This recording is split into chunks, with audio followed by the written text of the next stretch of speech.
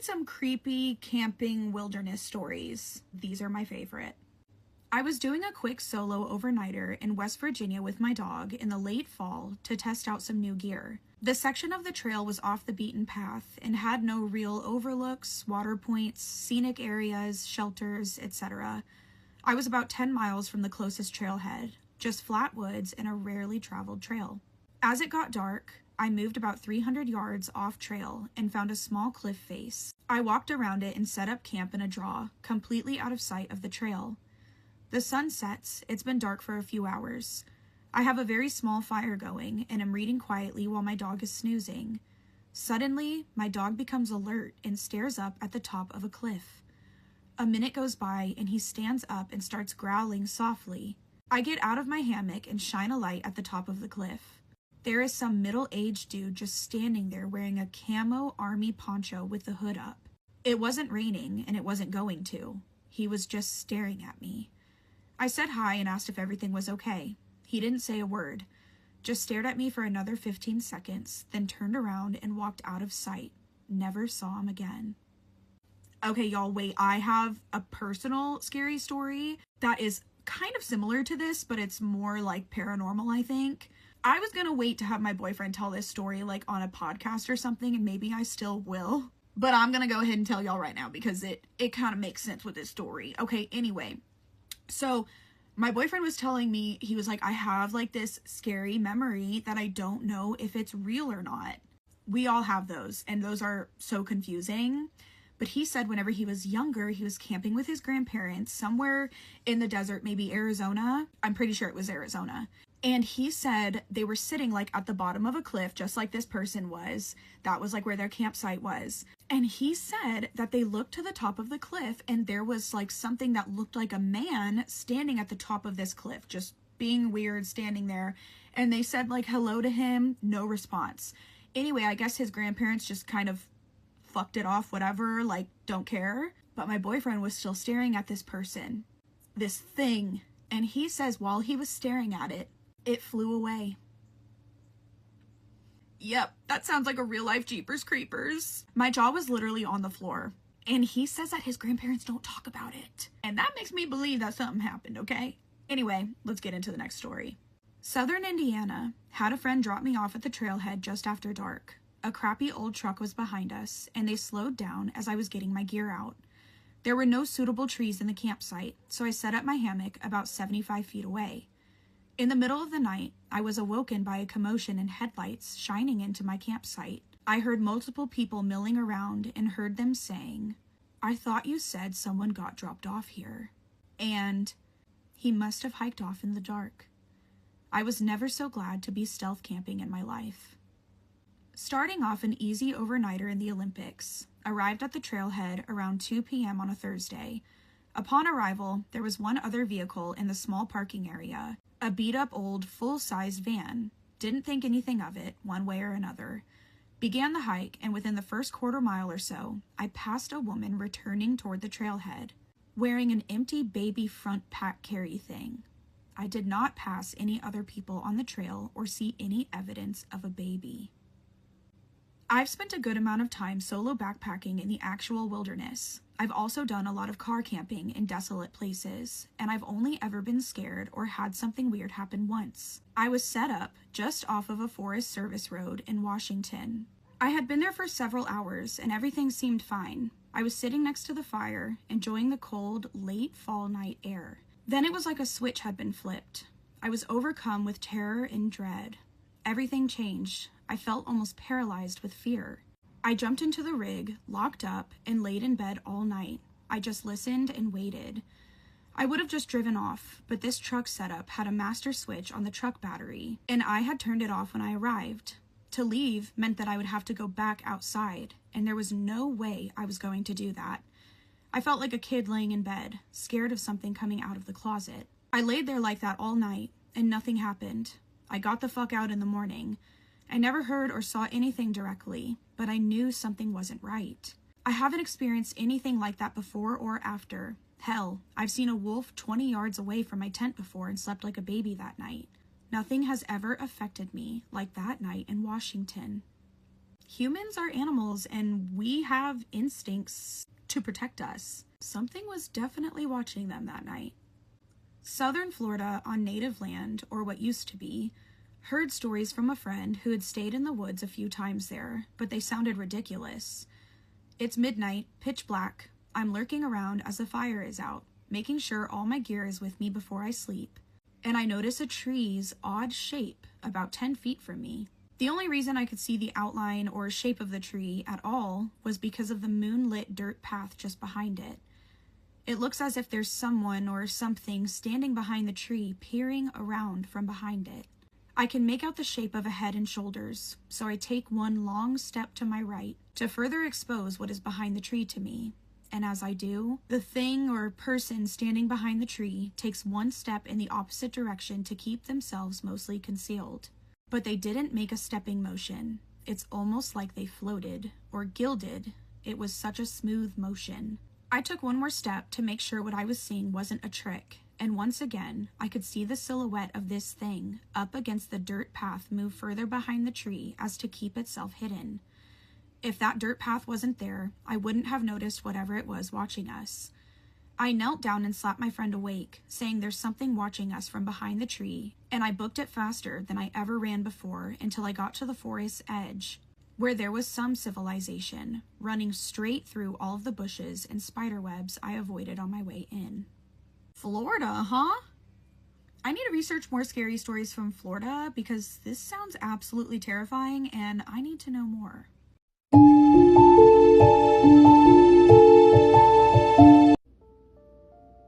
What you looking at? Just kidding, snacks in hand. The vibe is set. And once I start, don't eat too much because you gotta stay fine. But come on, bestie, yes, it is. Hi, bestie boo. I missed you so much. What you doing? You want to go get your snack? You want to go get your gardening essentials? Oh, okay.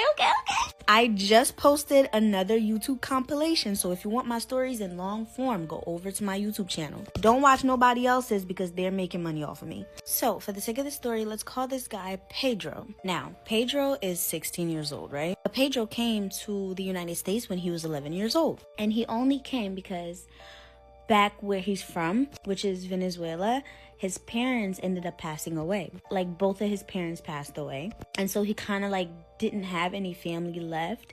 And so his aunt ended up filing for him and now he's here. So now he's living with his aunt and her husband. Except his aunt is taking care of him, yes. His aunt is feeding him, yes. However, to the aunt, he feels like a burden, you know? Ever since he got there, like, they were warm and welcoming for like the first month, but then when like the bills and everything started to add up, he started to feel like a burden.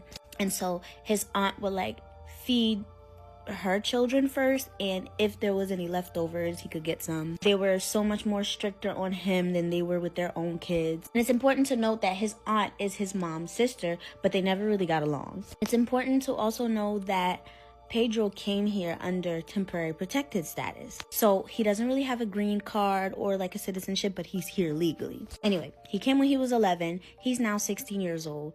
He has 2 more years to be an adult to endure what he's enduring. It's not like they're like physically abusing him, but mentally they're definitely abusing the fuck out of him. And so now, unfortunately, Pedro is like severely depressed, and to the point where he doesn't really want to be in this world anymore. And when he tried to voice that to his I don't want to call them parents because they're horrible people. They just accused him of looking for attention. So even with like his depression, they're like dismissing it. And they're telling him like, what the hell do you have to be depressed about? Like, you have a roof over your head. We feed you. You just looking for a reason.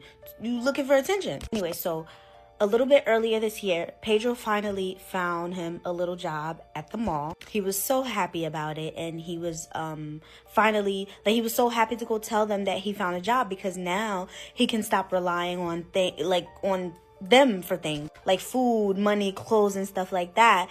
And he thought that they would be so happy for him that he found a job because they already be acting like he be asking for too much. But poor baby don't know when you're making moves like that. Well, then again, it's like he's living under their roof, so he probably had to tell them eventually. Anyway, he expected them to be happy. And they did say that they were happy for him, except when he told them he found a job. Now, they tell him they expect money from him. Which was cool at first. Like, he really didn't mind, like, giving them some of his paycheck. I mean, he's living there. Except they wanted his entire paycheck, and then they would then decide what to give him from his own freaking paycheck, which sounds insane. So, of course, he's like, I don't want to give y'all my paycheck. Like, no, I'm going to work hard, and this is my money. You guys complain about feeding me. You don't have to worry about that. I can feed myself now. He's like low-key trying to stand up for himself. And of course, they call it disrespect. And they tell him he's just trying to be grown. And since you want to be grown, you can get the fuck out. So they kicked him out. When they kicked him out, they fully expected him to just like be like, oh my gosh, please no. Like, I'm begging you, please let me stay. But at that point, Pedro was so fed up that he would rather be homeless than be living with them. At least he has a job now, and he gets to keep his whole paycheck. So they kick him out, he leaves, and he's homeless for about like 2 weeks, like literally sleeping at the park next to his job. His job don't know, like, he did it very smart. He didn't have a car, but I don't want to give out all the details because I don't want people to recognize who he is. He was still able to show up to work clean. He found his way around. And at this point, he's just saving up to get himself a nice little beat down car that he could probably just sleep in until he could like save some more, Anyway, Pedro finds comfort in my scary stories, and it really freaking touched my heart when he said, like, there were nights where he was, like, homeless and crying, and, like, my stories would come up. I'm sorry. Basically, like, my stories would make him feel better. I'm only tearing up because I've been there. I've been homeless, sleeping in my car. So nice to know that my stories, like, gave somebody that was going through the same some comfort. I gotta get myself together. Okay, anyway, so finally gets his first paycheck, and the first thing he does with his paycheck is purchase my book because he really believed that my ebook could possibly change his life. So he got the ebook, but unfortunately, he couldn't purchase some of the things on the ebook. The most that he could do is the fast, which is the most powerful thing in the book. Yes, there's other things, but me personally, the fast is the most powerful thing in the book. So he does the fast, not like he was eating that well anyway. He purchased himself a Bible and a notebook and a pen, and he did that fast. He does the fast, and about a week after he does the fast, of course, he has a very interesting dream. He has a dream that in the park that he'd been sleeping in, he was in that park, but his ankles were tied up and his hands were tied up, and he was being taken away. He could not see who was taking him away, but he was being taken away.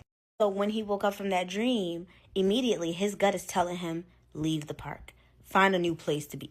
Leave the park. And he immediately listens to his guts. He leaves the park. He decides to go. There is a park by the school he was going to at the time, which he's not going to anymore because he's now like homeless. He was too embarrassed to go to school. Obviously, he didn't go there during the day either. He would go there at nighttime where nobody could see him. Should also note that the aunt and her husband still are holding his information as far as like his status, like his I-95, like all the proper, they have that. They didn't provide it to him when he was leaving. Technically, he's a minor, so they have the right to keep it because they're the guardian. Anyway, one night as he's sleeping, at that park, somebody wakes him up.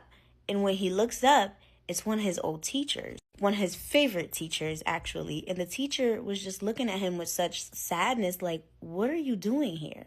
Come to find out, the teacher was grading papers and ended up napping, like, because the teacher was so tired. She ended up taking a nap and woke up like mad late, like, oh shoot, let me go home. She was the only one left at the school. That's how she found him. She was driving away and saw him sleeping at the park. And so the teacher's asking him questions like, where's your guardians? Like, why are you at the park? And he kind of explained the entire situation to the teacher. Again, that was his favorite teacher. And so before, he used to like low-key vent to her without completely telling his business. And so the teacher, complete angel, believed him and was like, hey, come to my house. Let's go. We're going to my house. And tomorrow we're going to settle all of this. Tomorrow, she indeed called out from school to help him figure out like what this is, like what they're going to do. She was going to take him to like a caseworker or the police. Like she was also going to file a police report. And so she's asking him questions. She was like, what park were you sleeping in before? Take me there. So they get in the car and, he takes her there. When they get there, they see ICE officers there looking for somebody. The teacher, being curious, went to talk to the ICE officers. Something in her guts was like, let me go talk to them. And upon talking to them, come to find out, the aunt called them on him. If you guys don't know, a lot of people with the TPS holders has been, fighting for their lives lately because especially Venezuelans. So upon finding this out, the teacher didn't even tell them that he was in the car with her. She was just like, oh, okay, well, I'm his teacher. When I get in touch with him, I will let you guys know. At that point, she herself now know how evil these people are. So it's not just his words anymore. These ICE officers, literally, they weren't supposed to either. Basically, she called them and reported him as an illegal runaway who's very angry at the world. The teacher was absolutely disgusted. At this point, she didn't even want to take him to a caseworker or anything like that because she already knows how they come in. The situation is very sensitive and she would hate for him to get deported knowing he don't got no parents. He don't got nobody else to go back to. That's why he came here in the first place. So the teacher immediately got a lawyer. Almost time's up, so I'm going to try to cut it short. He's currently living with the teacher. He's eating good. He's getting treated nicely. And he just wanted to send me the story. The story is still unraveling. Hopefully they win. Hopefully he finally gets his peace. Please comment some words of encouragement for him. He also feels bad because his teacher her job is on the line too because of how she's helping him. He was thanking me so much because had it not been for the fast and that dream that he had, and he stayed at that park, those ICE officers would have found him. I only have 5 seconds, so don't forget to get your book, and I love you. Bye.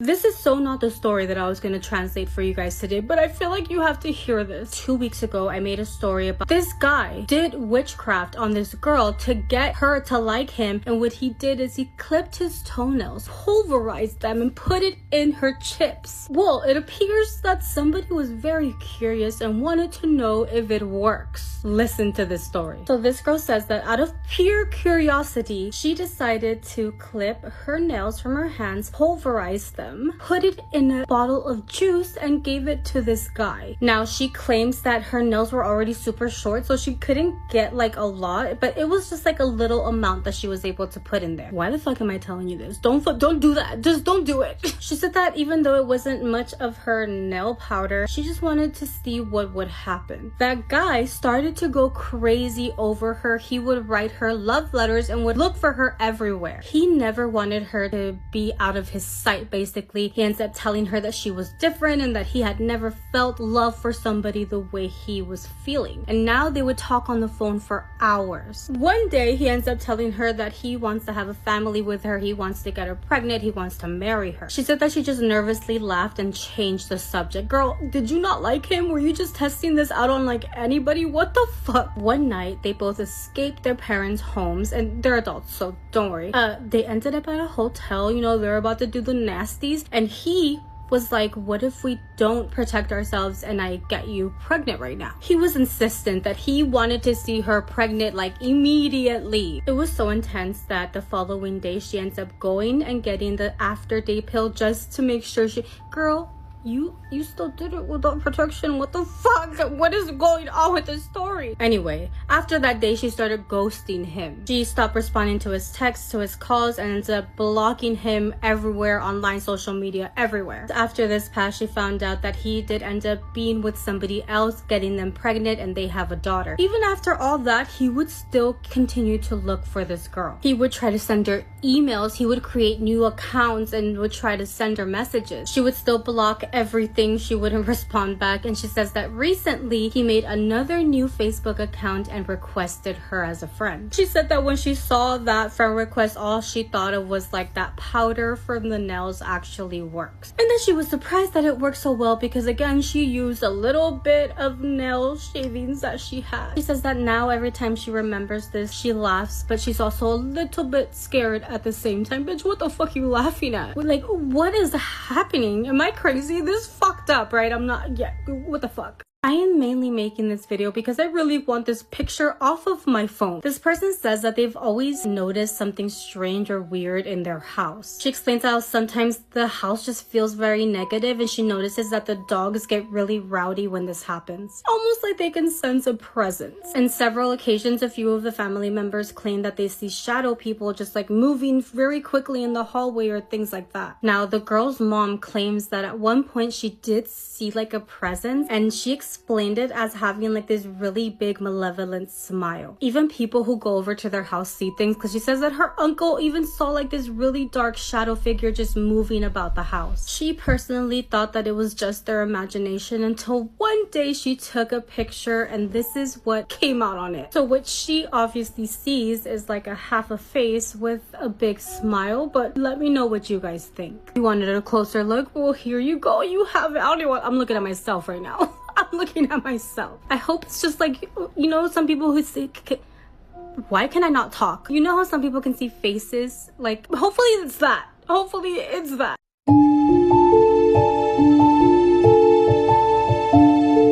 Snacks in hand, the vibe is set, and once I start, don't eat too much because you gotta stay fine. But come on, bestie, it's... Yeah! Hi, bestie boo, I missed you. Oh, I really did, because a lot of y'all that used to follow me years ago are finally seeing my videos. Hey, baby! You want to go get your snack? You want to go get your gardening essentials? Okay. You know, once you see this face, you got to stop whatever you're doing and take a break, honey. If you want my story times in long form, please go over to my YouTube channel. I have compilations. Don't watch anybody else's because they're making money off of me. Anyway, on to the story time. So, for the sake of the story, let's call this girl Esther. So Esther sent me this story because it's something that she experienced and she really wants to warn people because it's really not a joke. Esther got pregnant by the wrong man. And I know y'all hear this all the time, like, don't get pregnant by the wrong man. That shit is really like, because spiritually, you really don't want to get pregnant by the wrong man. Anyway, Esther was in a very toxic relationship. Like, she knew the relationship was toxic. She was very well aware, but she don't know why she kept staying. The nigga kept cheating. They was fighting all the time, you know? And respectfully, she said that nigga really did not respect her. But back then, she had very low self-esteem, so she kept staying, you know? Anyway, she stayed and she stayed to the point where she done got pregnant. Now, she was very much dumb back then, but she wasn't dumb enough to have a baby by a toxic guy. So when she was pregnant, she was definitely like, we're just gonna no. And so when she told him about that, he was on some shit like, no, like, you're not about to kill my baby. And she's like, yo, you can't even be loyal to me. You expect me to think you gonna be like, what? Yeah, that baby is going bye-bye. He said, I bet. Try it if you want to. Do you know who my grandmother is? And at the time, she heard the threat, but he always was threatening her all the time. So it ain't really like, she ain't really pay attention to it. So boom, she makes the appointment for the clinic. She goes to the clinic. She do what she needs to do. She does the process and everything like that. And boom, she get it done, right? So after about like a week of getting it done, she thinks she good, you feel me? And this was low-key an experience for her where she's like, yo, I really gotta leave this man. Like, I really gotta leave this man. But obviously, this is not the first time that she had this thought, like, I had to leave this man. But that whole experience, just how he treated her during the process because he didn't want her to get rid of it, like, just the whole thing. Anyway, so a week goes past and she started throwing up. What's happening? What do you mean? She calls the clinic. Clinic is like, sometimes that's normal. Your body's reacting to it. Just, you know, give it a while. When you come back to your appointment, you feel me? You're gonna have to come back for your post-appointment. Anyway, we're gonna have to check you. She like, okay, I guess that makes sense. Cool. So she waits. Once her appointment comes, she go back. That baby's still there. Untouched. And I mean untouched. Mind you, she bled and everything. So the doctors and stuff that were there were like, what the hell? That's odd. Like, we have cases where, you know, it didn't fully work, but that baby is completely fine. Now, the baby daddy knew that she had that post, you know, appointment thing. And so after she left, he calls her like, how my baby doing? She like, what do you mean? He like, exactly what I meant. How my baby doing? She's like, what the hell? And so, of course, they get into a big ass argument. He shows up to her house. They get to fighting again. And that basically describes the entire pregnancy. And also, it was possibly the worst pregnancy. She was sick the entire time. And I mean sick, like she had to be in bed for most of her pregnancy. Giving birth, she almost lost her life. Now, fast forward, the baby is about 6 months old, right? Now, at this point, the baby daddy did all that just to be basically like a deadbeat. He only wanted to see the baby when he wanted to. He's still out with bitches. He was using the baby to get bitches. And so at this point, you know, motherhood changes you a little bit. She starts to draw boundaries and start not wanting to deal with certain things. And of course, he has an enabling ass grandmother, the one that he referred to. And she found out that basically, like, even when the baby's with him, like, he's not even really taking care of the baby for real. He's just giving the baby to bitches to take care of. And so she started to be on some shit like, bro,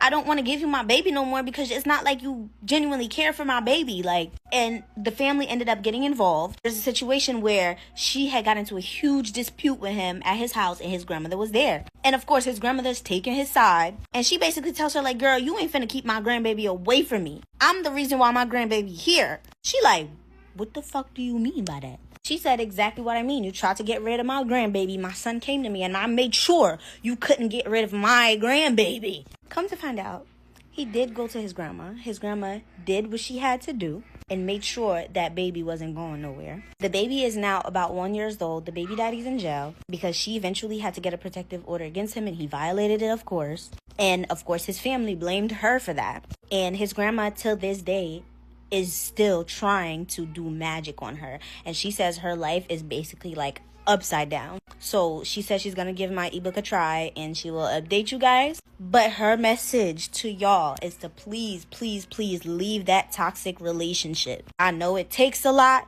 but trust me, it is not worth the headache. She's older now. Well, not that much older, but she's more mature now. And she really wished there's a lot that she could have took back. She wished she would have left this man a long time ago. So yeah, that's the story, y'all. And baby girl, I hope that works out for you. Like, I hope my ebook can help. I don't know. But yeah, y'all, don't forget to let me know what you was eating in the comments. And stop having babies with these people, okay? Okay, I love you. Bye.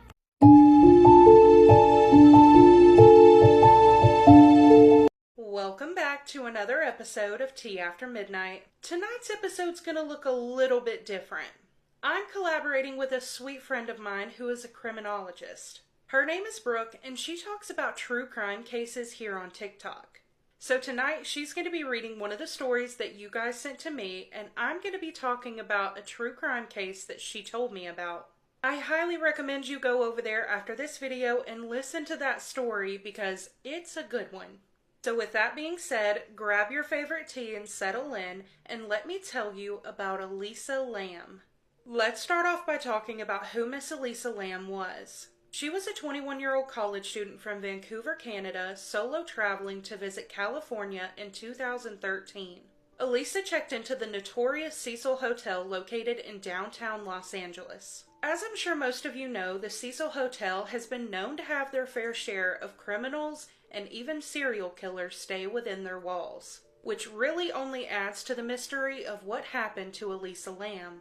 Elisa was last seen on the hotel's elevator camera footage on January 31st, 2013. I'm going to insert a portion of the video footage here so you can see why this footage became viral. And as you can see, it appears by Elisa's body language that she seems to be frightened by something. You can also see her pressing multiple buttons on the elevator as well as peering in and out of the elevator quickly, almost as if she was scared of something or someone out there. So when this footage was released by the LAPD, it was spread everywhere and everyone had an opinion or a theory as to what happened to Elisa. So a few of these theories included paranormal activity, that someone was following or in pursuit of her, the hotel being haunted, or even a mental health crisis. So many of these theories came to light because of the hotel's dark past, which, like I said, included death, crime, and even serial killer connections, which really only amplified the mystery of what happened to her. So several weeks after her disappearance, there were several hotel guest complaints about the low water pressure and the strange tasting and discoloration to the water. A maintenance worker was sent to the hotel's roof to check the water tanks. And on February 19th, 2013, That's when they discovered Elisa Lam's body in one of the water tanks with her clothes not on her body, but instead floating next to her. And when the discovery was made known to the public, that's when the mystery intensified and everyone had questions. How did she get to the rooftop? How did she get into the water tank? And whether or not somebody else was involved. So ultimately, her death was ruled an accidental drowning with bipolar disorder listed as a significant factor. Elisa was diagnosed with bipolar disorder, and she was prescribed several medications including antidepressants, antipsychotics, as well as mood stabilizers. And it was noted in the toxicology report that at the time of her death, she did have traces of some, if not all, of her medication in her system, but it was lower than the amount that she was prescribed, which in turn could mean that she was under-medicating, which could have led to a psychotic or manic episode. Investigators found no evidence of physical assault or trauma to her body, and there was no clear evidence of another person being involved. And if I'm not mistaken, there were 3 fire escapes and 1 stairwell that led to the roof of the hotel that could have possibly been used to gain access to the roof where the water tanks were located. And there were also ladders up there that could have been used to get on top of the water tanks, which could explain how she got up there in the first place. But honestly, my mind keeps going back to this camera footage that was released of her in the elevator and how the doors remained open for a longer duration of time than honestly you would expect. And I know she hit random buttons on the elevator, so it could explain why the door stayed open longer than you would expect. But how her demeanor was, on top of that, the hand movements and the arm movements that she was making, and also the peeking into the hallway, almost as if something was out there trying to get to her and she was trying to see where it was. It just gives me an eerie feeling. But you guys in the comments let me know what your thoughts are on this case and what you think happened to her in that elevator. And be sure to go check out Brooke's page where she reads the scary story that one of you guys sent. And I'll also be reading that story here on my page next week. But that does conclude this episode of Tea After Midnight. If you have any personal stories, paranormal or otherwise, that you'd like to send, I would love to read them. You can email me at the email on the screen or the email in the caption of this video. But as always, you guys, thank you so much for being here. Thank you for 900K. We just hit 900K before I started filming, and my heart is beyond full. So thank you so much for being here. You mean the world to me. I hope you have the best night. I love you, and I'll catch you in the next one. Bye.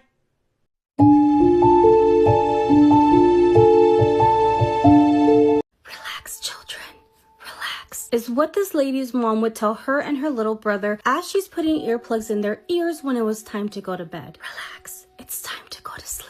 The bedroom that this girl, the mom, and her little brother would share was really weird. She explains how her mom had put pillows and blankets all around the room, like all around the walls even. This girl explains that from the outside looking in, this house looked normal. Nobody would ever imagine that they were all in there sharing just one room when there was enough room for each of them to have their own. This girl knew that all of them sleeping in this one bedroom was really weird, and anytime that she would ask her mom would always say that it was because it was cold and they would just have a better chance at being warm all together. The mom would always tell them that soon their dad would come and they would move to a different house completely, and at the moment they were in a very remote small town in Mexico where they were basically living on a hill. Her dad had gotten into some trouble, so he had to go to the United States, and the reason why they ended up on this house on a hill was because that belonged to his family for a very long time. However, nobody had lived in this house for many years. They were able to fix this house up little by little because the dad's family still lived in that little town and they got a lot of help from them. Every night the mom would put her and her little brother in bed, tell them good night, tell them to go to bed, put earplugs in their ear, and she would watch as her mom would walk away with a lamp in her hand. And that was because every single day at 7 p.m. she would turn off all the lights. She explains how they got used to living in darkness after 7 p.m. and they wouldn't hear anything again because they would have these earplugs in their ear, but they could still feel their mom walking around the house. Sometimes she couldn't even feel when the tree would hit the laminate roof and the vibrations would go through the entire house. Relax, children.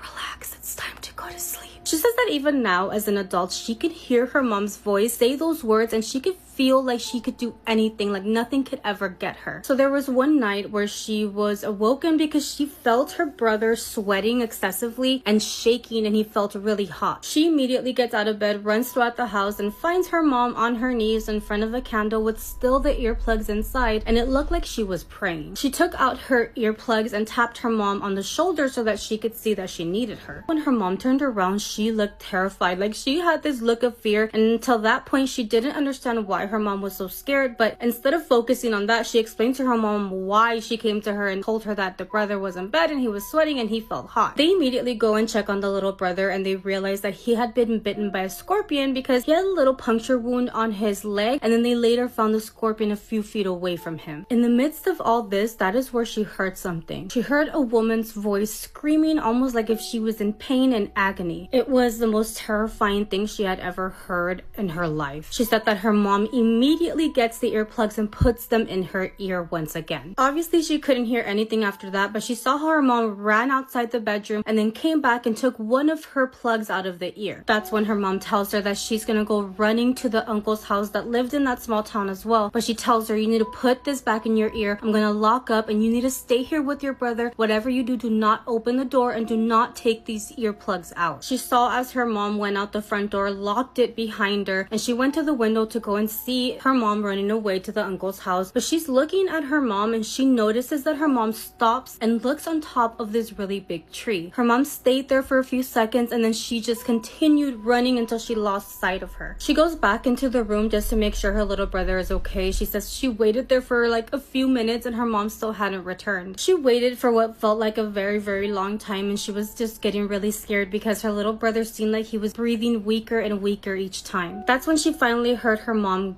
actually, she didn't hear her mom. She felt her mom get to the house because she can feel the front door shaking, and it went throughout the room that they were in. She said that she felt the door shaking just a little too hard, almost like if her mom was struggling to open up that door. Since she thought that her mom was having a hard time opening that door, she got closer to the front door because she was going to try to help her get in. As she's getting closer to the door to try to help her mom, she realizes that the door is shaking too strong. Like, it was shaking too violently, like if somebody really, really strong was on the other side of the door trying to break in. She doesn't understand why, but in that moment she felt like she did not want anybody to come into the house. Like, she doesn't understand why her mom was being so violent. So instead of trying to help her get in, she ends up getting a chair and securing it under the door handle so that nobody could get into that house. In that moment, she thought she heard her little brother screaming through the earplug, so she took one out and realized that it is not her little brother screaming. The screams were coming from whoever was on the other side of that door, and it was the same scream and agony that sounded like a lady that she heard earlier that night. The lady was screaming and it sounded like she was in pain, and she could tell that it was the lady pulling on that door. She immediately puts her earplug back in, runs into the room where her little brother is in, and she also secured that door from the room as well. She started to feel the wind almost hit the house like crazy. It was causing all of the trees to start hitting the laminate roof because she could feel all the vibrations in that house. And it was in that moment where she understood. She understood why her mom would put those plugs in their ears. She understood why their mom would stay up all night praying in front of that candle on her knees. She doesn't remember how long it took, but she finally started to see a light coming from underneath the door of their bedroom. She opens the door to the bedroom and she sees that somebody is trying to illuminate the front door of the house as well. When she checks the window, she realizes that it is her mom, and the light is coming from the truck of the uncle who was there to get them so that they can take the little brother to the hospital. The uncle and the mom came in, they put both her and the little brother in the truck, and he sped as fast as he could towards the hospital. And the little brother ended up staying at the hospital for 2 days. When they finally had to go back home, she knew what she had to do. Her mom didn't even have to tell her anything. She would be the one to put the earplugs in her little brother when it was time to go to bed. And then her and her mom would go to the living room, get on their knees, and start praying in front of the candle. After a while, her mom would end up taking her to bed, making sure she goes to sleep, and she would see how her mom would still go back out there and pray in front of that candle. They did end up staying in that house for a whole nother year after this incident. She says how she could still hear her mom's voice every night, almost as if she would still tell her to relax and go to bed as an adult.